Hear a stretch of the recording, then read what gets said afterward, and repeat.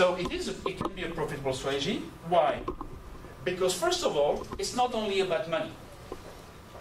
This is a quote I got last month from the Shanghai Stock Exchange. It's the second largest in the world. And what they say is, we cannot take the risk on proprietary software anymore. We cannot get the right and quick response except we pay much, much more money. Yes, we do have money. Yeah, we do have money. They have money. So it's the Shanghai Stock Exchange. But we can more control. This is a very mature attitude. It's not just about short-term budget. It's about mid-term and long-term control and deciding by themselves. And in an industry that is totally dominated by the North American industry, I mean the software industry is like that, if the other countries in some of the large and like public services, large companies want to decide by themselves, open source is a solution. And now the billion-dollar question. I've tried to write it very small, but how do you make money with free software? Did you hear about that?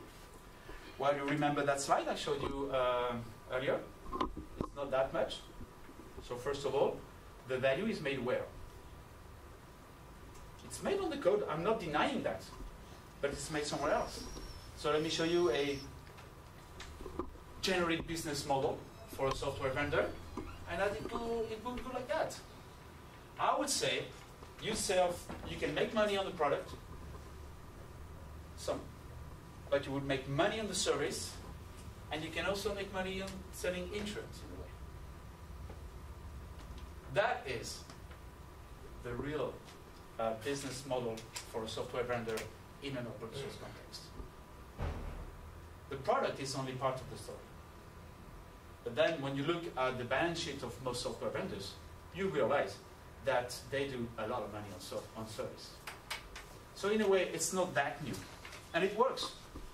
Look at Red Hat's balance sheet. This is public. It's Red Hat Form 10K. And they do something like the net income on a total revenue of 600, it's 78. You work it out. This is a pretty good business margin. So if you really want to develop a business model, you go and look at what's public from some of the leaders. And it works. So now, what are the new challenges for us? And this is what we're looking at for OW2, because we know that we've been developing OW2 with many projects in a disruption mode, but now we've got to innovate.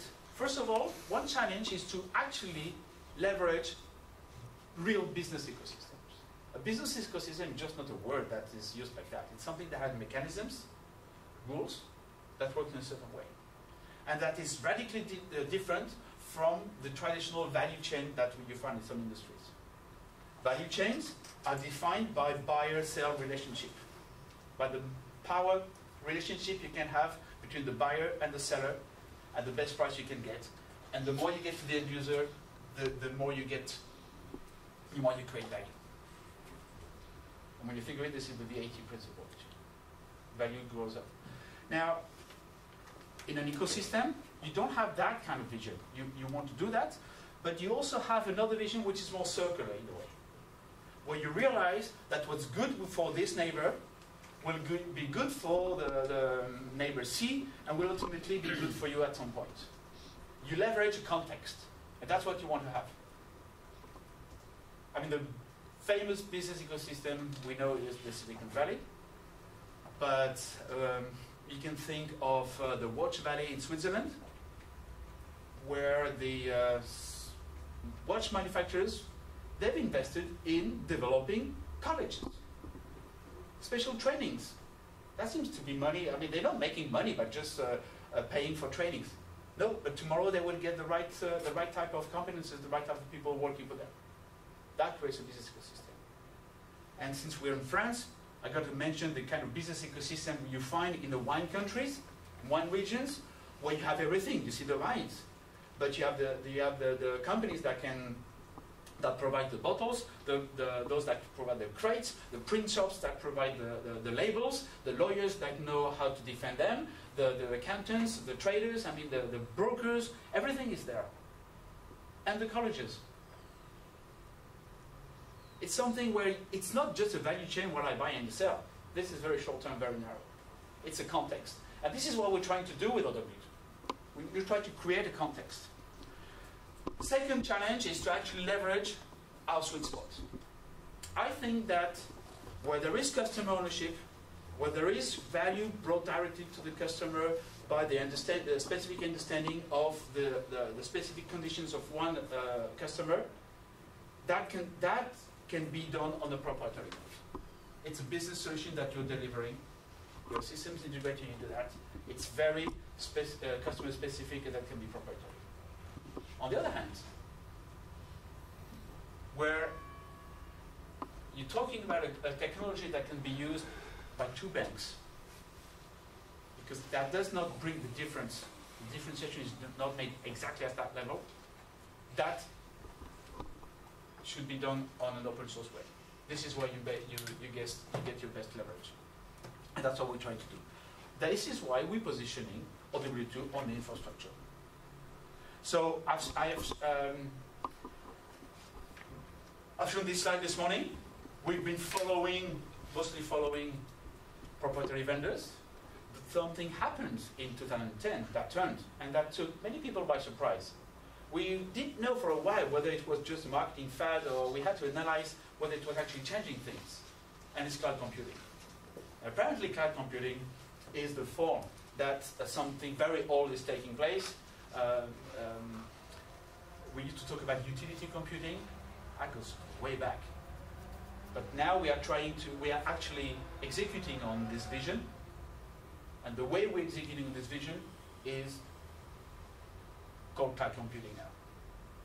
And in cloud computing, proprietary vendors don't have their foothold already. Proprietary vendors don't have the lead.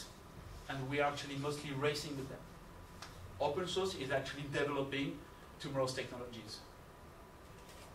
This is a challenge, and with this we have a role there. So, from the OW2 standpoint, we think that there is going to be open cloud computing. That cloud computing requires some innovations. That there will be no open cloud without open source software. So we're positioning OW2 by delivering open source for open clouds. Of course, it's going to be, this is very simplistic this way, but this is our direction. So there are other opportunities that we're looking at in areas where open source can be developing. In the industry, Mathieu mentioned that in the security or embedded software, some companies were already sharing. We hear that. We hear that in the automotive industry, they're already thinking about sharing the developments because they know they will have to maintain this for the next 20 years. And this is a burden that does not bring value to them. So this is an area in the industry, in the embedded, they mutualize R&D and support. In government, where economies of scale are, and budget constraints play a big role, open source is probably a natural player. And then we've already identified another area, which is that of future internet, the Internet of Things, or machine-to-machine, etc. And that's another area where we think that open source has a role to play. But there may be other areas, and it's a question of opportunities, so of course we don't know exactly what they are. So that's the vision, the situation, what we have in the back of our mind at OW2. And this is what we think we are in a great position, great opportunities ahead of us, and I thank you for your patience.